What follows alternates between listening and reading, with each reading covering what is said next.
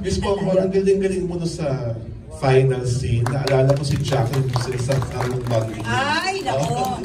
Kamusta yung eksena niya? Paano mo pinaghandaan? Ilang rehearsal, may takes? Maniwala po kayo sa hindi. Yun po yung aking first poem.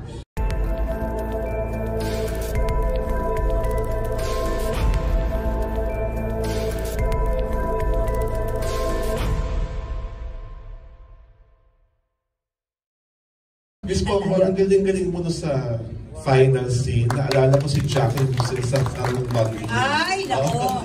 Kamusta yung eksena niya? Paano mo pinaghandaan? Ilang rehearsal, may takes?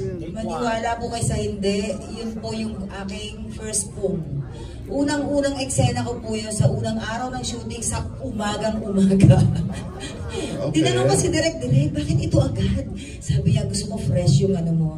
Yung tawag dito, yung nararamdaman mo. Kasi ang tingin ko kaya pinagawa sa akin ni Direk yun ng unang eksena sa unang araw, sa napakaagang eksena.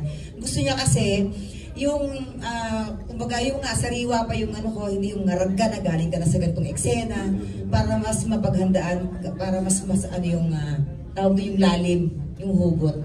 Yun. Nagkataon naman talagang ang lalim din ng hugot ko nung araw na yun. Ibang klase si Direk talaga. Thank you, Direk. Miss Poki, gaano kahirap yung eksena yun ni Liza dun sa stairs? How was that? Kamusta yung dynamics no?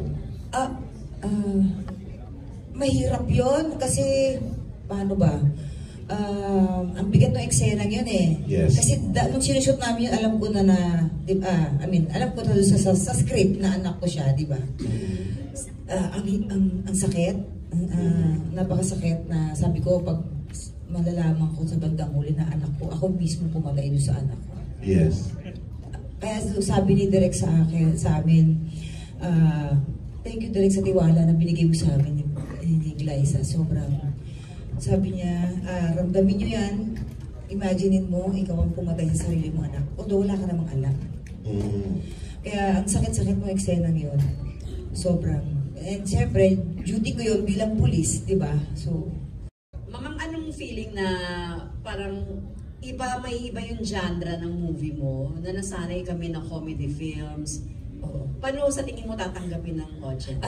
Miss Julie, in all fairness naman po, gumawa din tayo ng mga drama like A Mother Story, Oda sa Wala, Mercury is Mine, Edsa Woolworth.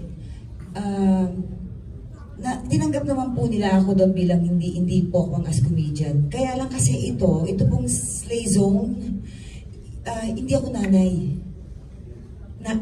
Isa akong tiyahin na nagpapakananay.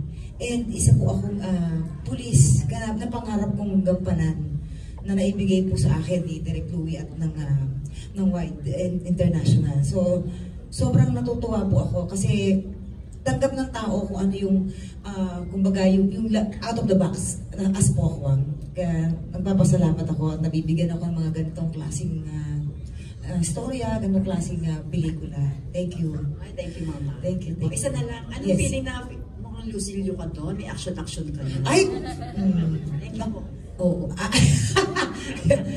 Ang sarap gumawa pala kasi alam niyo naman, lingid naman sa'yo ng dancer din talaga ako. So pag gumagawa ka ng mga fight scene, para ka din gumagawa ng dance step. So, na-enjoy ko din naman. In fact, sabi ko kay Direk Louie, yung isang eksena, yung may rapist, sabi ko, Direk, ako na lang gagawa ng ano nito, ng fight scene. Kasi anong oras na, para mabilis na yan.